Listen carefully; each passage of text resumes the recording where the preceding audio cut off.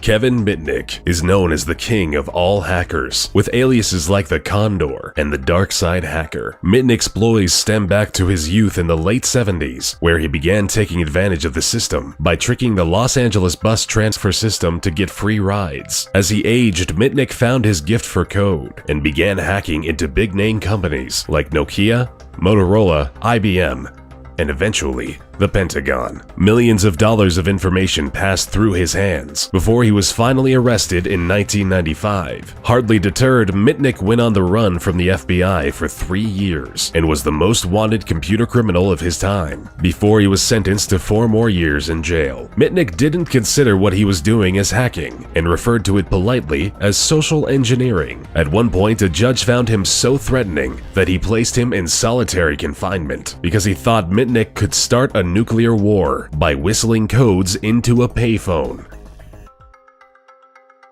The dangerous British hacking duo of Matthew Bevan and Richard Price took the world for a potentially deadly ride for several weeks in their youth back in 1994. They began by attacking the Pentagon's network for several weeks and progressed further by stealing battlefield simulations. If that wasn't enough, they started intercepting messages from US agents stationed in North Korea and accessed sensitive material from a Korean nuclear facility. This was all incredibly alarming to the US because at the time, Price and Bevan were using US systems to infiltrate information from Korean systems, which, simply put, nearly sparked an international incident.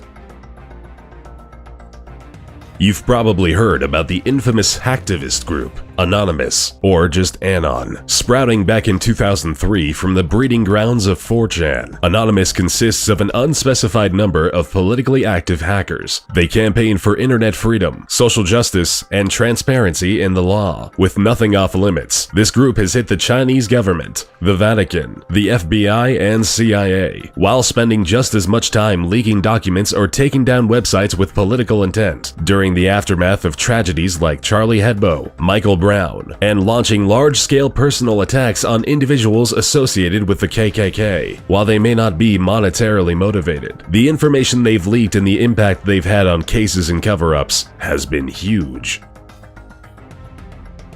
Little is known about Astra, which is the net alias of this notorious hacker, who spent half a decade in the mid-2000s stealing high-profile weapons technology data and software. Astra would quickly sell this information to people and organizations across Brazil, South Africa, the Middle East, and the rest of the world. While no one knows how much money he was able to make or where it went, the damages he caused are estimated between $250 and $361 million.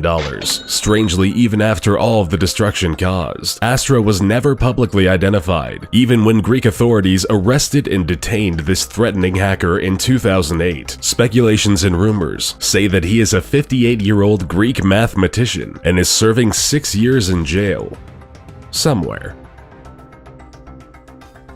Gary McKinnon infiltrated over 97 US military and NASA servers in just a year during 2001. He deleted sensitive data, software, and files that cost the US government $700,000 in recovery charges due to the severity of the damage. Confident in his skills, McKinnon, who went by the alias Solo, taunted the military by posting, "Your security system is crap. I am Solo. I will continue to disrupt at the highest levels." Strangely enough, McKinnon wasn't in it for any kind of monetary gain, and it turns out he was just looking for files containing evidence of extraterrestrial life, which, according to McKinnon, he found.